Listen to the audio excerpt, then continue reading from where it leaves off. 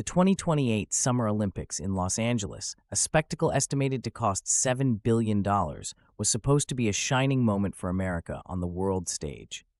A chance to showcase innovation, athleticism, and unity on one of the grandest stages imaginable. But by 2025, as preparations ramped up, cracks began to shatter that dream, and the cause was one man's never-ending whirlwind of tariffs, tweets, and turmoil: Donald J. Trump. His aggressive tariff war against major trading partners led to soaring import costs and a global economic shakeup, leaving tourism and the local economy in disarray.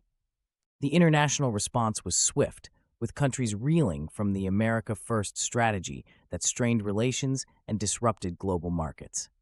It all began in March of 2025, when Trump's administration launched an aggressive tariff war against nearly every major trading partner of the United States. Overnight, import costs soared, prices skyrocketed, and the global economy quaked under the weight of Trump's much-publicized America First strategy. But it wasn't just trading that took the hit. Tourism, often the lifeblood of Olympic host cities, dropped off a cliff. A chilling 27% decline in just 1 month was attributed to stories of American citizens being mistakenly detained, deported, or even locked away in remote private prison facilities overseas. Even foreign nationals couldn't escape the chaos. Innocent tourists were jailed for minor bureaucratic errors at U.S. borders. And as if Trump's policies hadn't stirred up enough international ire, he took aim at America's closest neighbors.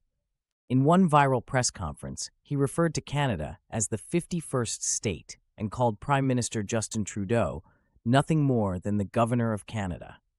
Insulted and fed up, Canadians responded with trademark politeness, followed by strategic brilliance.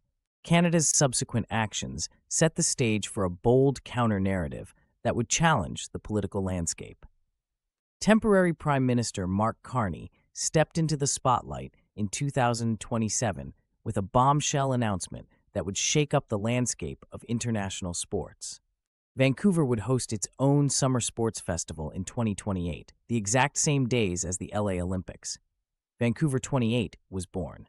Carney wasn't just poking at Trump's policies, he was playing strategic hardball.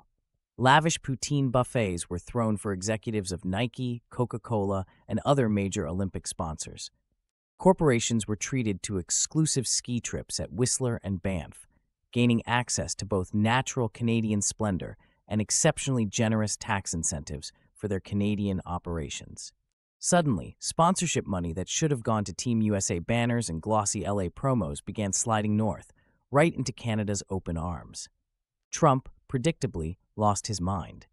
During every press briefing in the lead-up to July 2028, he stewed in a cauldron of rage, calling Canada's move unfair and labeling Carney a Canadian traitor to the Western Hemisphere. His Twitter feed became a torrent of all-caps fury, with posts alternating between details of his greatness and accusations that Canada was trying to overthrow the American economy. But the infrastructure around LA 28 was unraveling faster than Trump could tweet. Tourism numbers in Los Angeles were the lowest for any Olympic host city in modern history. The once anticipated economic boom was downgraded to a projected economic bust. Stadium construction projects slowed as foreign labor stopped coming and prices for imported materials surged. Meanwhile, Vancouver thrived, boasting partnerships with Adidas, global media outlets, and record ticket sales to fans eager to escape the political chaos that had gripped America. Athletes from across the world quietly restructured their itineraries, making Vancouver their priority, while pushing LA into second place, or skipping it entirely. July 14, 2028 arrived, and the irony couldn't have been more biting. The LA Olympics were sparsely attended, marred by logistical breakdowns and lackluster energy. Meanwhile, the Vancouver Sports Festival roared to life with record crowds, heart-pounding fanfare, and broadcaster exclusives unheard of for a non-Olympic event. For Trump, it wasn't just a dent to his legacy, it was a political disaster. The optics of Vancouver, easily eclipsing LA, cast a shadow over his presidency in the critical run-up to the 2028 election cycle.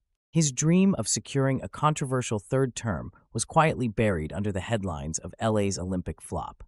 For Canada, the Vancouver Sports Festival was more than just a strategic rebuttal. More than the poutine buffets and ski escapades and polite digs at Trump's leadership, it was proof that even the smallest countries could one-up the global superpower. And if anything, it left behind one resounding lesson. When politics mixes with sports, the games are rarely just athletic.